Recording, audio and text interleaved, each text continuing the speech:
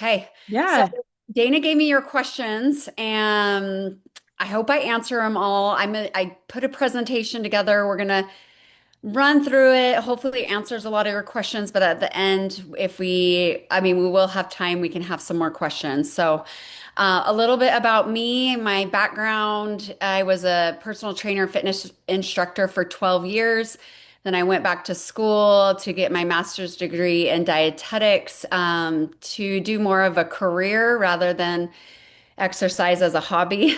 So now I help a lot of different clients with either autoimmune disease. I do a lot of nutrigenomics, so genetic testing, and we optimize their nutrition based off what genetics come back. I help a lot of athletes for just their sports nutrition. A lot of gut health clients. I see a lot of people with like major gut problems and help them navigate that. So I love what I do. It's super fun. I'm an athlete myself. I currently am doing Ironmans, which is really fun. And yeah, that's about me. So hopefully, I'm going to screen share and jump into this presentation. So there we go.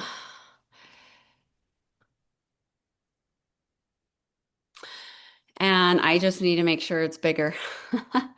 So I kind of chose the topic, optimizing nutrition for performance and recovery. A lot of your questions went along with that.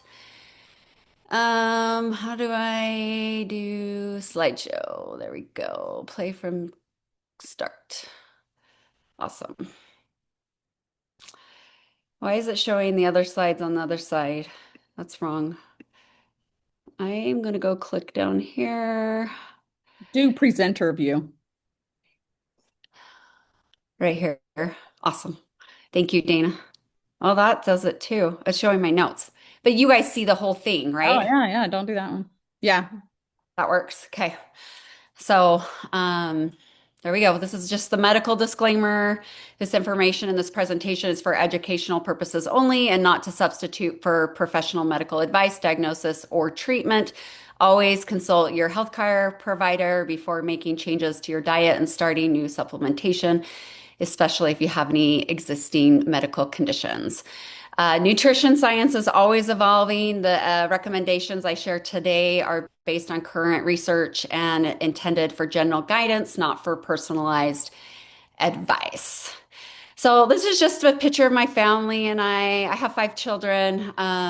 This was after my first Ironman. It went fantastic, and I just think fueling was a part of that and making sure, like during exercise, like pre-nutrition, like pre-fuel, nutrition during, post-fuel, all those things. So, and I kind of talked about my history. But today our learning objectives are why nutrition matters for athletes, nutrition's role in enhancing athletic performance and recovery, and how to fuel day-to-day, pre and post-workout during an event.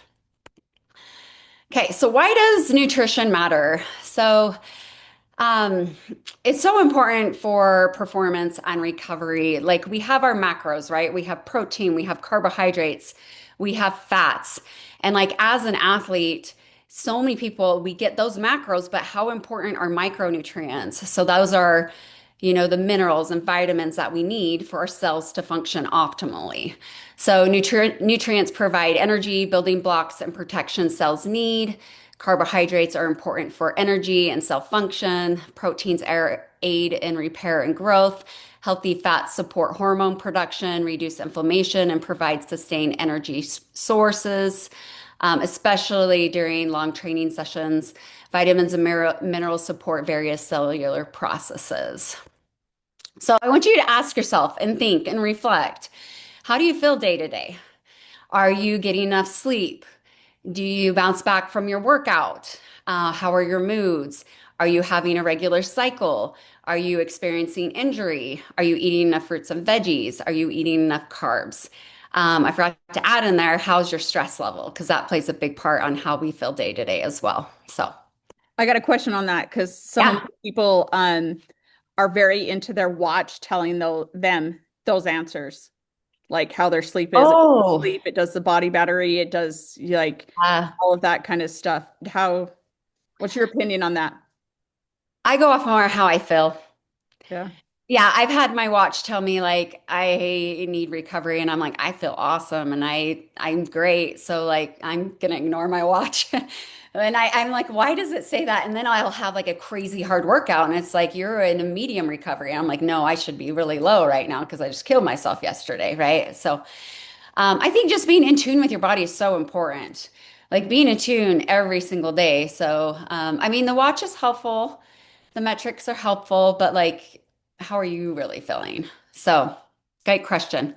And yeah, pop in anytime you guys have questions. I'm happy to answer them as we go. So, these are signs of inadequate performance and recovery. So, decreased physical performance, fatigue, body pain, muscle soreness, plateau in progress, increased risk of injury, mood changes, sleep disturbances, chronic inflammation, extended recovery time. Now, these are only some of the lists of like, I mean, this list goes on and on and on. I don't know if you've ever heard of REDS before, relative energy deficiency in sport. That's basically when you're not getting enough nutrition to support your exercise load, and you end up with a lot of these health problems, right? So I teach a lot of my clients about REDS and how we're going to optimize food, right, and supplements to help with support their REDS. So, okay.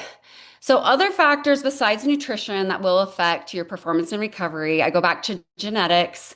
I study genetics, and a lot of people I see have really great endurance pathways, so genes that help them with endurance or power, but then they have joint issues or collagen issues, and then they need a longer time to recover. Or some people bounce back fast and they recover really quickly. So genetics is a big role.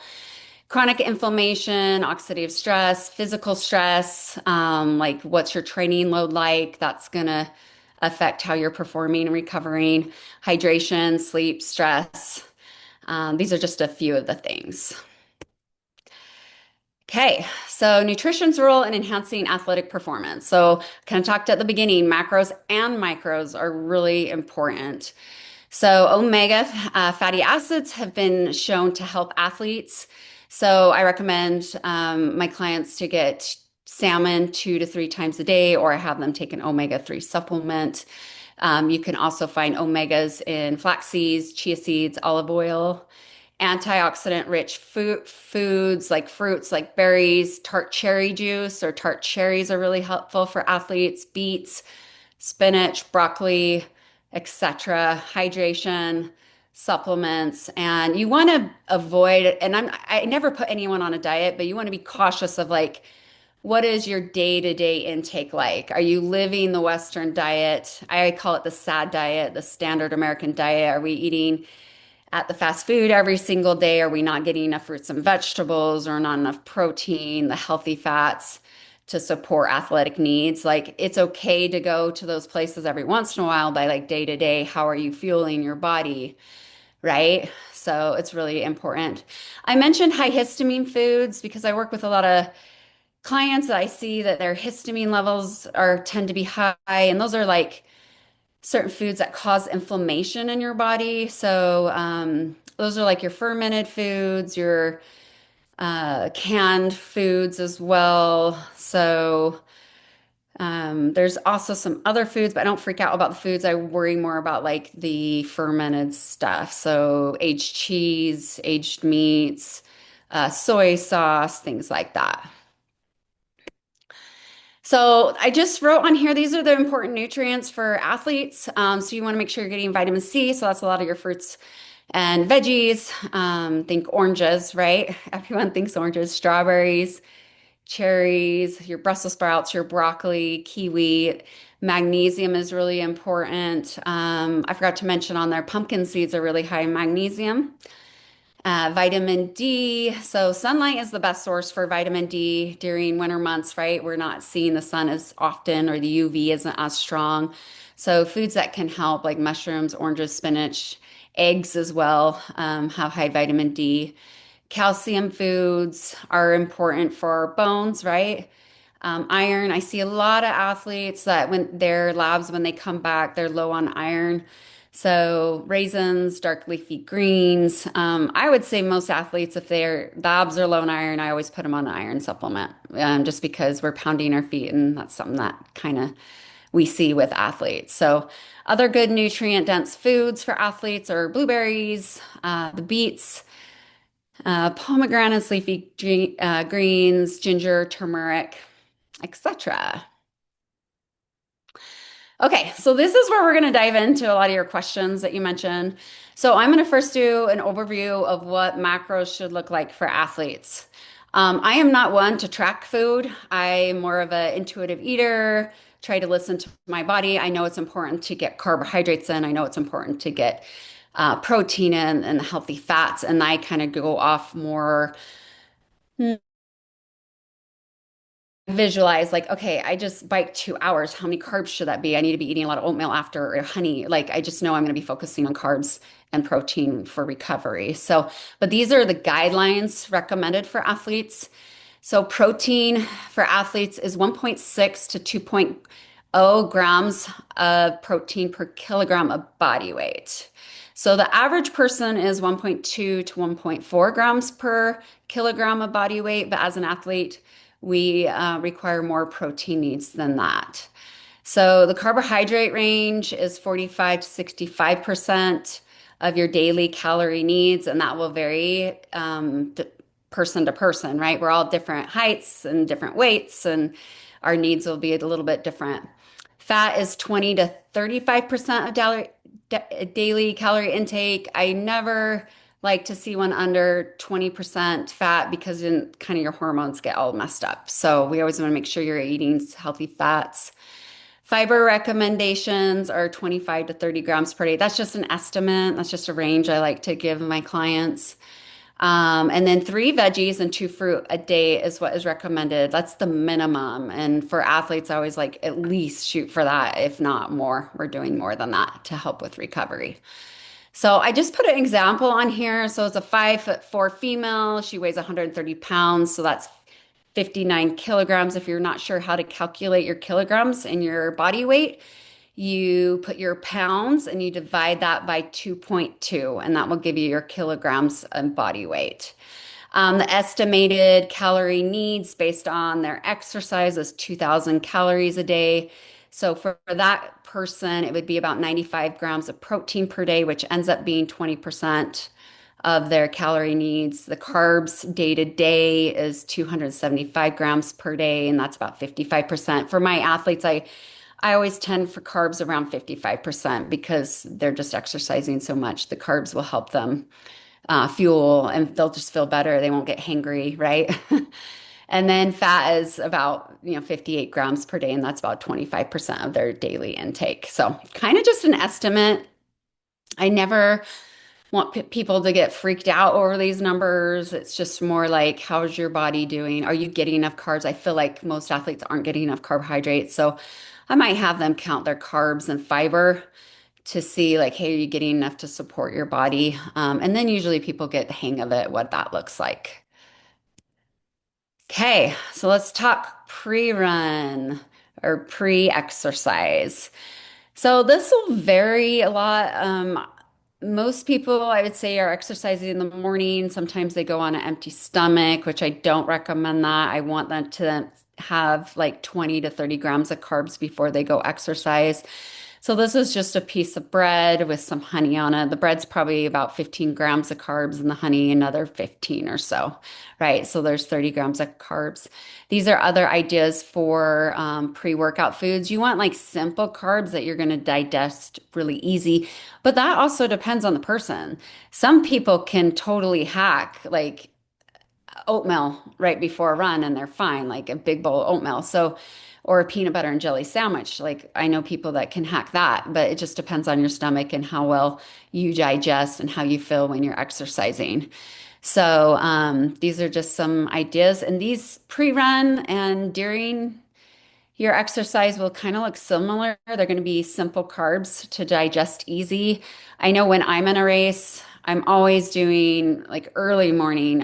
I'm doing a toast with peanut butter and honey and maybe some cinnamon sugar on it.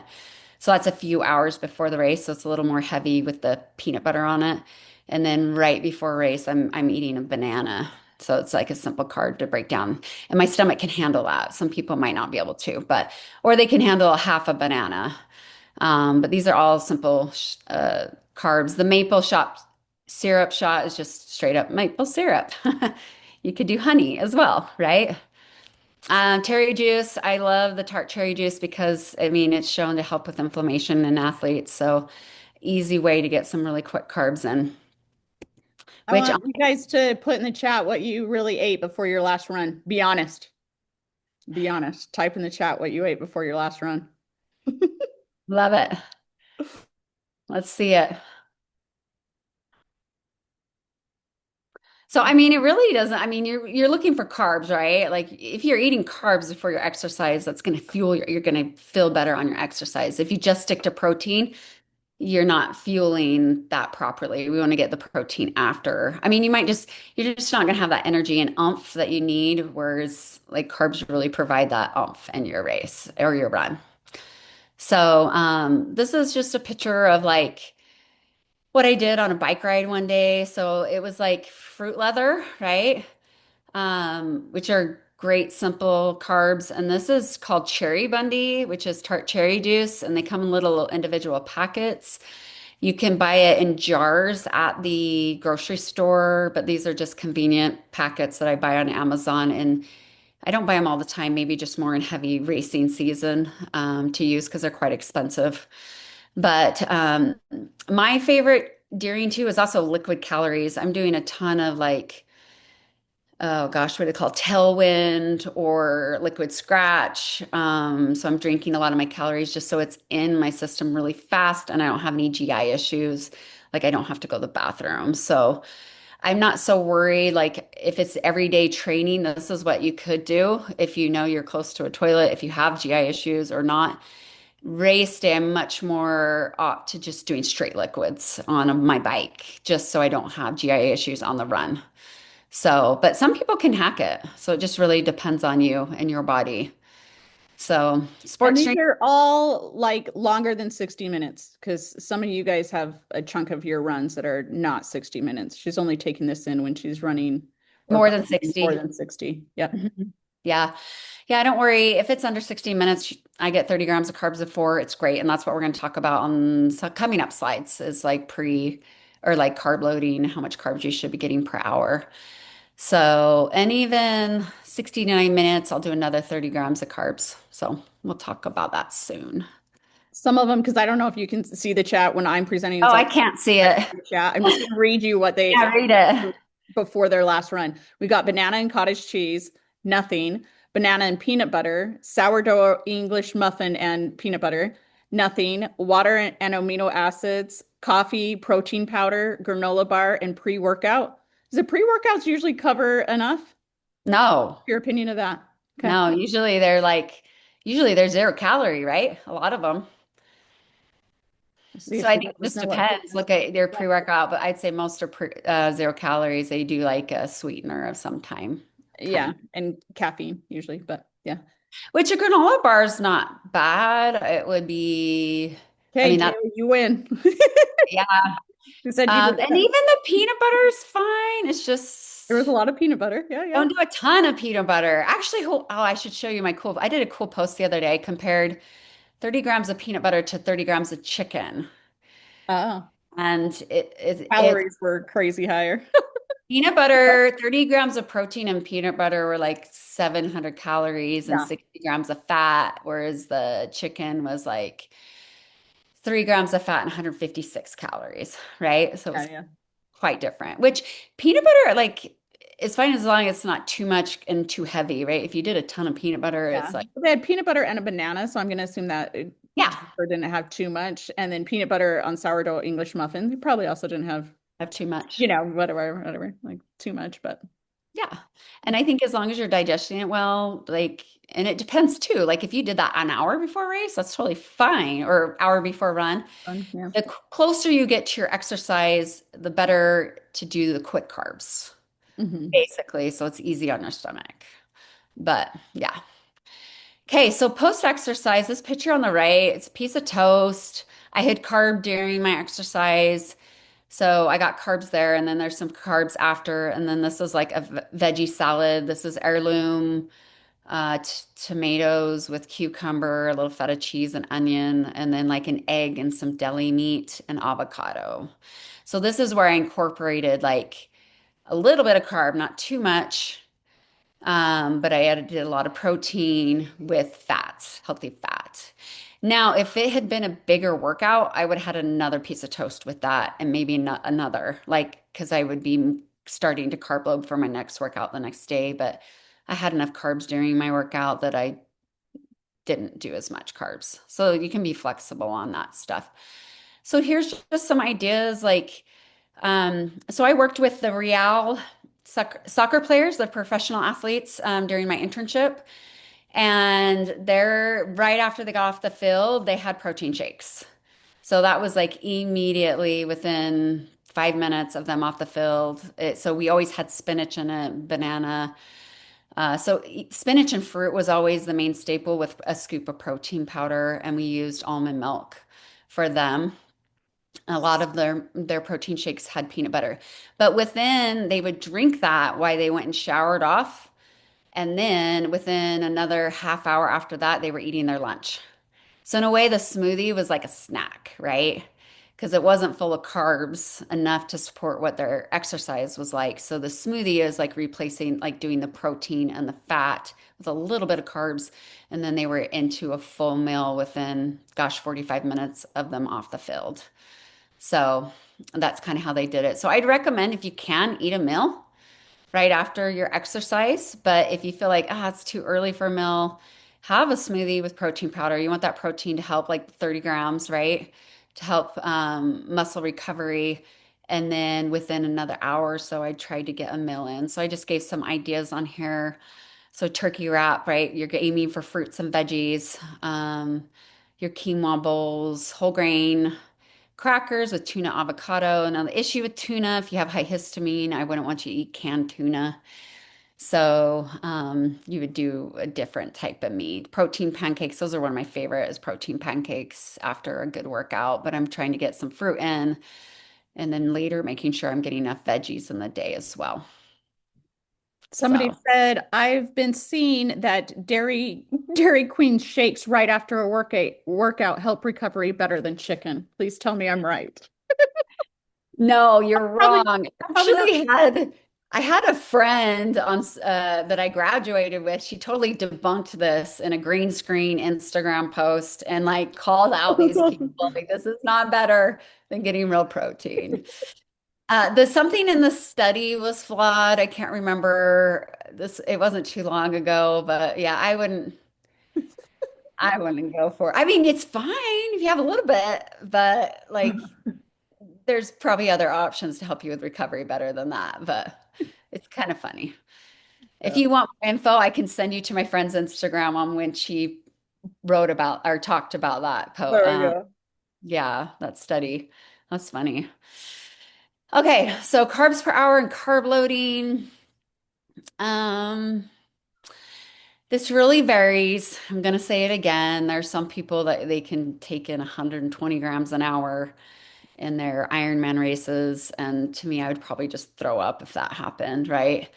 So it varies. And I think you can adapt your body to higher intake. I would say a lot of people, from what I've seen, struggle to get enough carbs per hour. And then their performance goes down towards the ends of races. So I love the magic 60 grams an hour. That's kind of where I put it for a female 5'4", right? So if you're a male, I'm going to shoot for that. I'm going to try to get 80 grams, but it will just depend on the person. So this is just kind of the guideline. I mentioned 0 to 60 minutes. You don't really need to just get your some carbs before you exercise. For this 30 grams per hour, right at that hour mark, I'd probably do 30 grams, right? Quick. So if I'm in the middle of spin class and I happen to spin for 90 minutes, I'm going to dip down about 30 grams at that hour mark to help me get that through that next 30 minutes strong. I want to be strong. I don't want to bonk.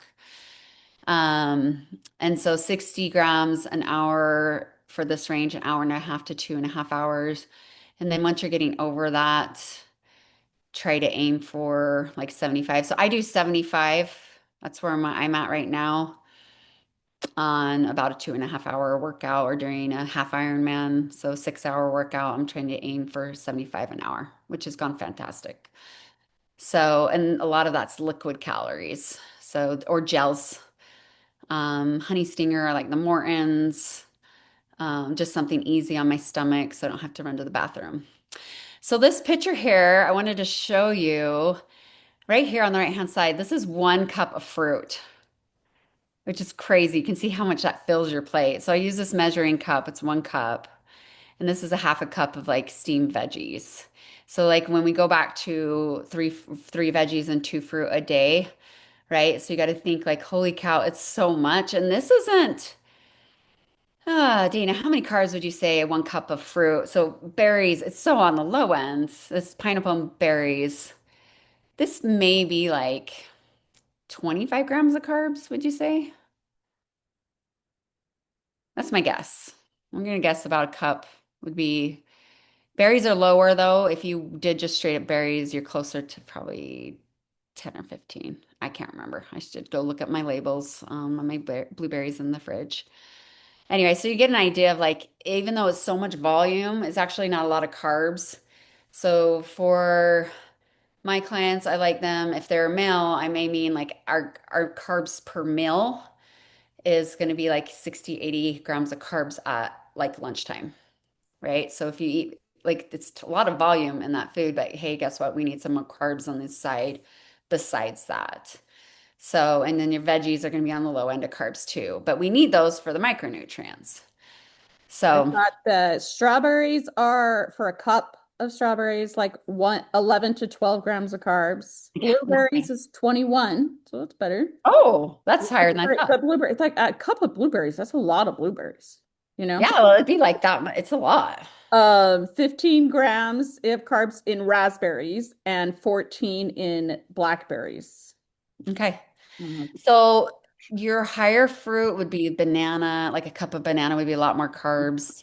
Mangoes would be a lot more carbs. Grapes would be a lot more carbs. Like any berry, even pineapple would be a little more carbs. The berries are usually on the lower end of how many carbs per serving. So, and our goal is 2 fruit minimum, right? And then 3 veggies a day. So cool. Thanks for looking that up. For carb loading, this is a recommendation. It's 5 to 12 grams per kilogram of body weight per day. Does that make sense when I put that there? So, and depending, like this is a lot of carbs. On an Ironman, I like to shoot for 6, and I think that ends up being like 400 grams of carbs in one day, around that for me. That's a lot of carbs. And it's like all day long you're eating carbs and then you're lowering protein, like leading up to the race, like it's the goal is carbs. Like we're going to get as much glycogen in our muscles as we can. So we load up. I load up more longer because I have a hard time getting 400 grams of carbs a day. So, but if you can, if like an athlete, let's say they have 500 grams, they could do it even just for 2 days before. A lot of people have a hard time getting that high amount of carbs. So we spread it out over 3 to 4 days, a little longer duration to make sure they're getting enough carbs. And then we don't want them to feel heavy either. That's another thing. So that balance of making sure it's low fat those days leading up to the race, very low fat. And that's maybe the time we might drop fat under 20%. Protein's going to be on the low end, like maybe 10%, and then goal is carbs because the carbs with that many grams of carbs, let's say 400 grams of carbs, that's 1,600 calories alone in just carbohydrates, right? So like, and we don't want to be going over calories. Let's say you eat 2,000 per day or 1,600 of that's going to be carbs, and then the rest will come from fat and protein. Does that make sense? Any Yeah, it's a lot questions? of carbs though. Carb loading is a lot of carbs. Yep. It's so much. It's hard. And you know, if you carb loaded right, if your scale goes up a few pounds And you do not want to see another carb. You're so sick of carbs that you're like, that you carb loaded right. If you have those feelings, like, I don't want to see another carb. And oh my gosh, my scale went up that much. And that's good because that's what you want for race day. It is. That's where you're going to get out there and you can hold 6 hours strong, right? Yeah. Okay. So I kind of threw this in. We're almost done. We'll take on questions and we can have a little discussion. So I'll send this PDF to you so you can kind of zoom into this slide. This is called Athlete's Plate. So this is kind of like a visual of what your plate should look like day to day. So on an easy training day, you're going to have less carbs and whole grains. Basically, protein's going to be the same. Still lots of fruits and veggies. Your fat is going to be lower. And then your moderate training day would look like this. You're going to increase those. Can you see my cursor when I do this? Yeah. Okay, good. Okay, so the grains get bigger, right? So the grains here were just like a quarter. Then they're like a third of the plate. And then over here, like your carbohydrates are half the plate.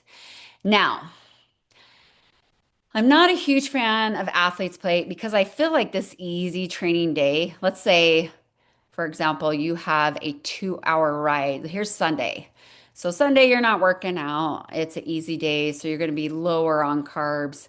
But guess what? Monday, you have a 2 to 3 hour ride, right? And if you didn't eat many carbs this day and then you go try to pound out 2 or 3 hours and like perform well, you're gonna bonk. You're not gonna perform as well.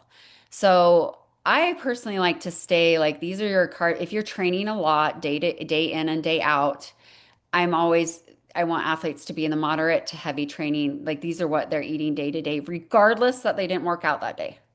Sure, you're gonna have your calories are gonna be over, but I do not care. You still need to feed your body because some of those hard training days you might not eat enough.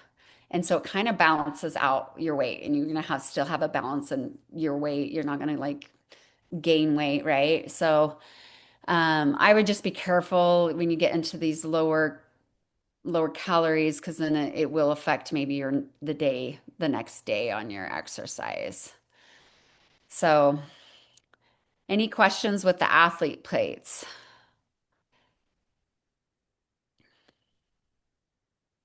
Come on, guys, don't be shy. Okay, well, we're into questions now. So I would love to hear from you guys. I would love to hear from your training experience, what you would like to do. I do have some recipes at the end of the slide that I'll be sending you that we can kind of look over. Actually, let's go there. So Yeah, it's like somebody one, did ask, like, make sure, like, are we going to get a copy of the yeah, slide presentation? yeah, you will. So this is just like a smoothie. So I send recipes to all my clients and depending on their like needs, like it depends on their health problems, right? So I have like a database of 7,000 recipes I get to send to my clients, which is fun. This is just like an avocado banana. Cocoa powder is a really good antioxidant. I would say if you're doing unsweetened, if you're not doing dairy, make sure you're having some fortified calcium or vitamin D in your like almond milk. Just watch for that because we do need calcium and vitamin D. So there's that recipe. This is just a meal. This is like a chicken pasta. So this would be great post-workout lunch or dinner. Um, and then this was just a yummy. Oh shoot! The it doesn't show the title of what this is on there. Ah, dang it! It's like a breakfast type of cookie. So zucchini, banana. So they're all like healthy. So you're eating the oat flour and oats in it. So all really yummy recipes. All right, questions. I have a question. Yep. So, I I'm a freak. I can't eat protein. It makes my stomach hurt so very badly. I've Okay. tried eggs, that hurts. Um, I can't really do smoothies. They make me want to vomit. Okay. Um, I tried the amino like pills. That Amino was acid. an immediate, yeah, that was immediate vomit. Okay. Um, how can I get protein? And also, I had somebody bring up that maybe my gut biome is not good for the protein, like it's not a good habitat for it. How do I fix that? Oh, okay. So it sounds like you might have an aversion to protein. So we might need to do more of like legumes, plant-based protein diet. Um, there is the role that your gut is having issues and you have to fix the gut. I feel like the most complicated issues I've had as a dietitian is fixing people's gut because it's so complicated. Because one thing will work for one person and for another person it doesn't work. But digestive enzymes are really helpful. I like the brand, it's called Similase by Integrative Therapeutics. That can help with protein digestion, dairy digestion, and carbs. So all those, so protein, fats, that's one of my go-tos. But if it's like a major gut health problem, I'd say recommend like to see a dietitian a dietitian that specializes in that to start helping fix your gut to tolerate those type of foods, or you might not be able to tolerate them all. So it sounds like even eating chicken is hard for you. Um, sometimes, sometimes not. If I have it small quantities, then yeah, it's okay. Yeah, and that's interesting you say that because a lot of people like they might be sensitive to dairy or milk, but guess what? They can have a little bit of feta cheese and they're fine, or they can have cottage cheese and they're fine. So there's that like range Mhm. of like where you can tolerate it, but then if you've had too much, you can't tolerate it. So are you able to eat eggs or protein powders at all? No eggs, a little protein powder, but I can't have bacon. Okay. Bacon's okay. It's just really high in saturated fat. Yeah. Has a lot of fat on it, so it's probably not the best. Have you tried I know you said you did the pills for the amino acids. Have you tried a powder and able to swallow it that way as a I liquid? have not tried it. Okay. So they have a powdered form of those amino acids. The Body Health brand has one. I don't know how to stop sharing my screen. What about turkey bacon instead? Um, Yes, I love Down at you. the bottom, scroll down Yeah, to the bottom, and then there's like the green share comes up, and then yeah. did you get it? No, Not yeah, yet. I think that's what's going on is like it's not sh let me see if I can pull up my other screen. It will show up. It's hidden from me. Yeah, I Yeah, have what no if idea I? where it is. Yeah, so I want to say, I mean, you're happy, you're welcome to come see me or go see, find research a gut dietitian. Like that's what some more. Oh, you got it. I got it. We're good. Awesome. Thank you. Yeah. To help you with that because the gut is quite the mystery. And yeah, like I said, it works for one person, not the other. So, and it's finding those foods that you can tolerate. Can you tolerate cottage cheese In small quantities. in small quantities? Yeah, I would say like digestive enzymes might help a lot for you. Okay, Hmm. excellent. Thank you. That would be a starting point, right? That would be Mhm. the starting point. But Hmm. really, you should go see Bree because Ticey's in town too, so that's good. Yeah. Oh, are you? Yeah. Uh, I meet virtually with all my clients because I have my offices in my bedroom. that's I have awesome. 5 kids and it's just too loud in our house. So I had to move at my bedroom. They were crazy. So, Somebody asked about because I know that some of you guys told me that you weren't be able to like chat on here, so it's fine that you can use in the chat on here. But Tailwind recovery formula, um, I don't know if she was saying that as an idea for Ticey or if she was saying that like I think you taught Tailwind, like you like Yeah, Tailwind, it right? was a recommendation because I don't know if that's easier to Okay. digest than some Yeah. of the other stuff. But I do think I don't know the protein, how much protein is in some of those. But I I bet think Ticey hasn't tried that. That's a good point, Sarah. so. I thought Toa was only like carb and hydration type, but maybe they have a protein. I didn't know that.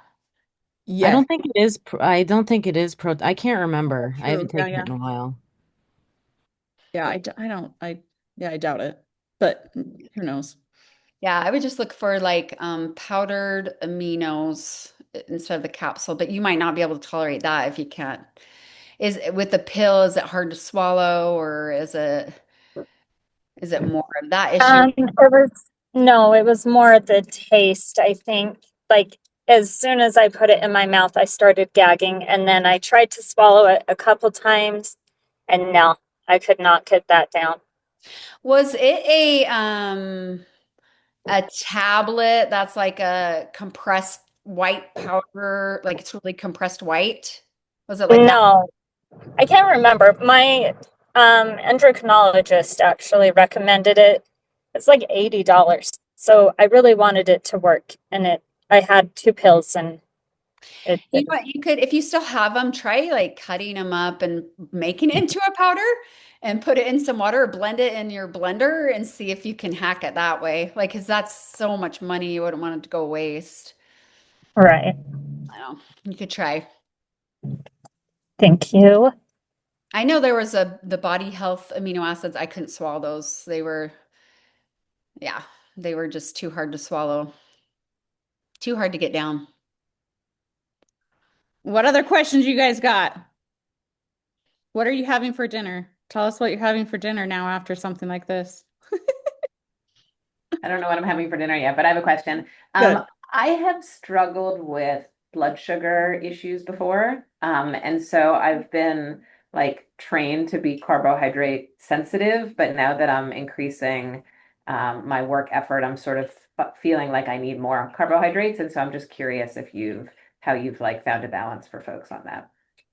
You always want to pair it with protein if you're having blood sugar issues or fat. Fat helps with that too. So you would be one that maybe would benefit. Like, do you feel that hypoglycemic during a race at all or when you're running long distance? No, Okay, I have not had that. Yeah. so it's more day to day after lunch or Yeah, I more had like just high A1C, like just oh, struggle like regulating blood sugar. okay. So yeah, well, you'd want to make sure how's your carb intake in general. And making sure you're pairing it with proteins and Mhm. fats are really important. And then just not overdoing like the processed sugars or the added sugars. That's going to skyrocket your glucose. And I would recommend maybe a continuous glucose monitor to see Um, like what foods are triggering yeah, your high spikes so that you can keep it more of an even kill than the high spikes. yeah, that's helpful. Thank you. Mhm. Now, I want you guys to remember, like, a couple tips. Costco. I love Costco meals like the Kevin's Paleo, and I will always, because I hate cooking. I'm a dietitian that hates cooking. So I buy the Costco Paleo meals. They're like antibiotic-free chicken, right? And I will cut up onions before I'll saute that in olive oil and maybe even chickpeas or any other veggies I have at my house and throw it in. And then I throw in the meal. And I always add spinach in it and I serve that over rice. That's something really easy and healthy you can do for dinner or lunches. It's all about balance. I don't believe in restriction. I feel like you can have, like, as long as you're getting 80% of your food that day is like nutritious, healthy, that other 20% can be whatever you want, right? Like some of my bike rides I do, I just downed 180 grams of sugar, straight up sugar. So I know after that, like, okay, I got to get some real food, right? And so it's all about balance when it comes to nutrition.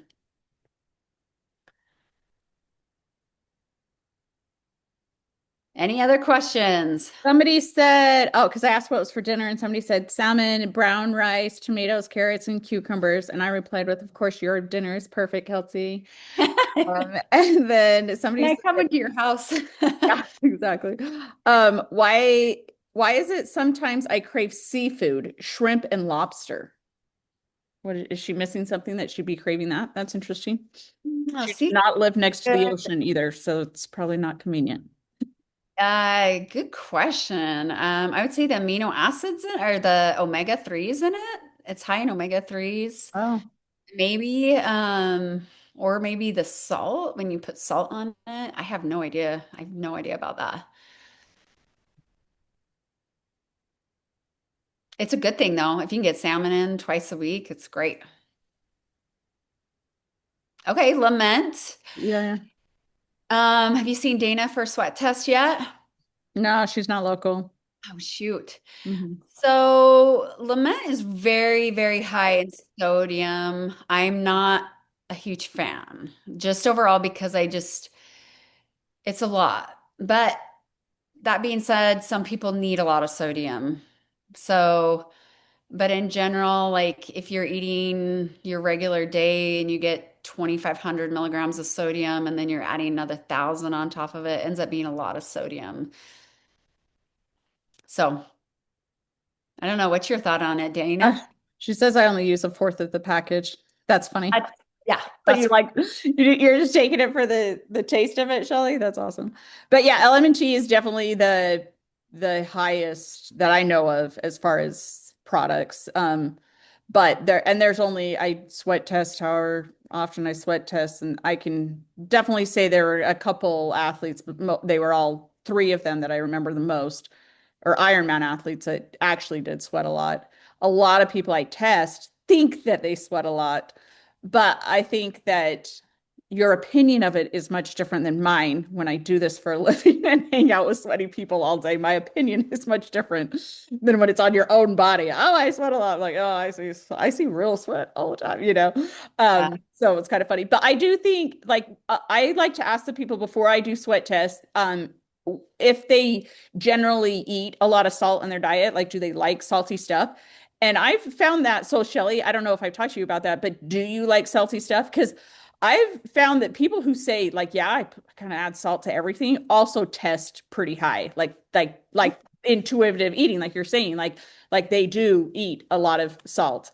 Um, and so I find that interesting. The ones that say, oh no, not really, they usually kind of test low, even if they're a freaking, amazing athlete. Like it, I don't know. It's interesting, trying to listen to your body, right? But she Mhm. says, no, I do not. She doesn't eat a lot of salt in the diet. So yeah, Yeah. maybe, but yeah, a fourth of a packet of it's not as much as the whole thing for sure. Yeah. Yeah. That's so it's like 250 milligrams of salt, Yeah. which I think that's what I salt per hour on a race. Yeah. Yeah. Yeah. Seems normal. Mhm. And she probably just takes that like throughout the day at some time. I think it's good for like I know adrenal health. Sometimes people need salt for adrenals. Um, but like do you need 1,000? I don't Yeah. think so. Tara, you tested high though, didn't you? Because so Tara says that she loves LMNT. Did you test high? I know I've tested her. It's been a while. She eats a ton of salt. And I honestly same with me. I love salt. I also test pretty high on it, and I also sweat a lot, so whatever. Oh, and I like one, if I eat a lot of salt, I'll be puffy. My legs will Yeah. be puffy, my hands will be puffy. I'll cramp in a race. Like the ocean races are the worst because I'm swallowing the ocean water. And Ocean water. how much Yeah. salt that I down in that ocean On water? accident. Yeah, yeah, yeah. Not good. Yeah. Yep. Like more information on the histamine testing. So my website, it's called GeneWiseNutrition.com. I guess I could I'll put it in the PDF. Um, So what I do that with clients, I use a company called 3x4 Genetics. I'm a practitioner with them. The test is 157 genes, so it does have a really cool athletic profile that will show like endurance, power, recovery, injury. But then it also tells me like about oxidative stress, inflammation, methylation. So all these biochemical pathways that's going on in your body and genes that are tied to these different pathways. And so basically, the test alone is expensive. It's $300 for the lab, but it's like a one and done, and you get 157 genes tested, which is really cool. And it's all tied to nutrition. So then from there, I meet with my clients 3 different times to review it. And it's like the lab alone is 30 pages. And then I also put my own report together for my clients that's usually anywhere from 15 to 20 pages long on like what specific foods, lifestyle and supplements will help with those genes, depending on what genes come back. And so I charge 300 for that. So that's 3 appointments. And the first appointment's always a little bit longer, at least 75 minutes to 90 minutes. And then I'm following up with the clients over time. So it's 3 different appointments, usually spread out like 2 weeks apart. So, and then I just give them recommendations on like what they can do to help optimize their health. So it's kind of what I do. It's awesome. Oh, thank you, Dana.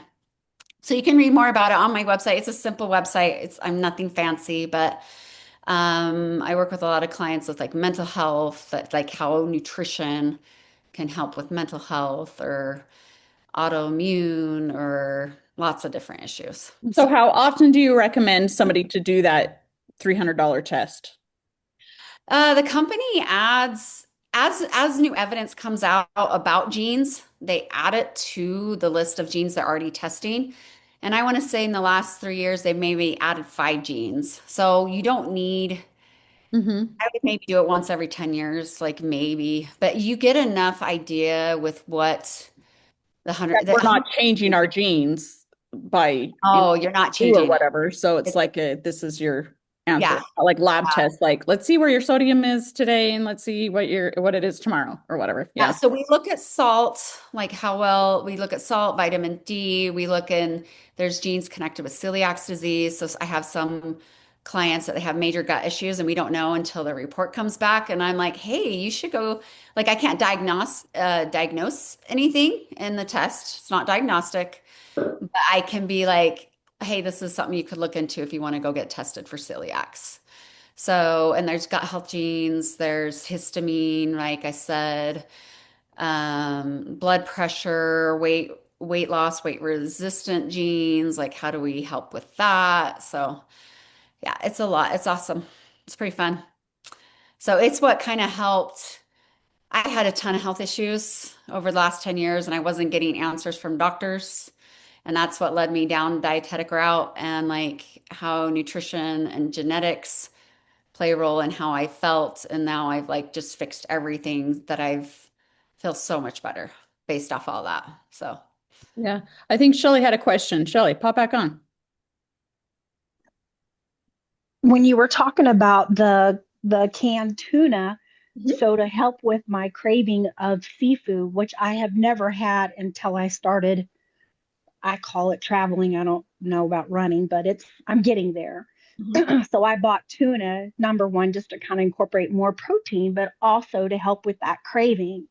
And I started getting joint issues in my fingers, the arthritis in my fingers again. And I haven't had that in a many years, a long time, a long Uh, time. So when you said that, I was like, holy cow, that's where it came from. Oh, cool. yeah. And tuna is very high in histamine and mercury. If someone's going to eat tuna, I don't like no more than twice a week. And then if people have Sure. histamine genes that come back, there's enzymes that you can help. And then there's foods that can help break down the histamine in your body. Okay. It just depends on someone's genetic report that I'm like I worked with a client today and their histamine is crazy high. So I'm like, let's avoid the high histamine foods. And then here's the supplement if you need it to help break it down when he does eat it, right? Right. Like it is Yeah, interesting. Histamine, a lot of people don't know about histamine, but if you start researching, it's pretty I crazy. sure will. I How, noticed too, like when I eat chips. Mm. Oh, chips. Mhm. Interesting. Yep. What type of chips? Any kind. Really? Yes. Huh. God, Yep. eat way too many. So, well, Maybe I'd that's the like to. salt. Do you feel Yeah, the salt. That's swollen? why I eat them. Yeah. The That's salt? funny. You think? Yeah, I wonder if that's Seed related. oils. Yeah. Some Yeah. people have inflammation from seed oils. No, we use all tallow and pork fat that's homegrown, farm raised, so we don't use any seed oils at all. Well, the chips would have seed oils in it, like Yes, they do. packaged chips. Yeah. Okay, I'm going to look into that. Thank you very much. Yeah. Uh-huh. Chips kill me. Tara. Uh, yeah, my son had, which I don't know, some of you guys know this. My son has a rare disease that they did say was genetic, and it would be interesting. He's came a long way since he was first diagnosed like 18 years ago or 16. But Wow. I wonder how many. Do you work with people who've had eosinophilic esophagitis? You heard of that? I haven't heard of that one. So like, Good first. They should work with you. Because now I know some of my friends that are adults that I'm way sure have it, but they are anyways. So, but yeah, yeah, kind of stuff would help. So that's cool. yeah. And that gene isn't on our test. We're doing more the low penetrance genes that aren't any diagnostic, Yeah, yeah. don't meet that criteria, but they are like, I would say we got the gut health genes, which just gives insight. And then there's the ApoE gene, which like that's a link to Alzheimer's. So like the goal is for that, like an anti-inflammatory diet and omegas are huge for brain health. So that's what I kind of like. I know with nutrition that we can help that gene out. Like genes aren't your destiny, right? It's kind of like our environment is what triggers it the most and our food, right? But we can calm it down like if we switch our diet or do our best with our diet, right? And then supplements help support it as well. And then lifestyle, like a lot of some of my clients, I'm like, you need a cold plunge because that's going to help with your inflammation, right? So, mhm. Yeah, Awesome. yeah, it's awesome. I love it. That's why, that's why I do it. Does anybody else have questions? Okay, I need to take a picture. So unmute and say hi. I mean, unhide your face if you can. You guys How who do are you hiding your do? face. I'm literally going to take a picture with my camera. That's what Oh, I mean, you taking a better picture. send it to me, There okay? we go. We got some faces. Okay, here we go. 1, 2, 3, say hi. Awesome. Okay, I'm pumped that you guys all made it here. Hopefully, I mean, I know some of you guys came to this last one of these that I did, and hopefully, if you guys are all finding it value, I'll do one every couple months and stuff like that. So keep talking to me about all this stuff and running your butts off. I'm glad that you're part of my life. Any feedback for me? Was this helpful? Yeah, super helpful. Hi. Okay, thank you so much for your time, Bree. You're awesome. Thanks. It was great. Good luck with your training, everyone. You got this. Just remember your macros and micros are super important. Okay. All Start figuring them out. Good job. Thank you. Thanks, right. everyone. Bye. Take care. Bye.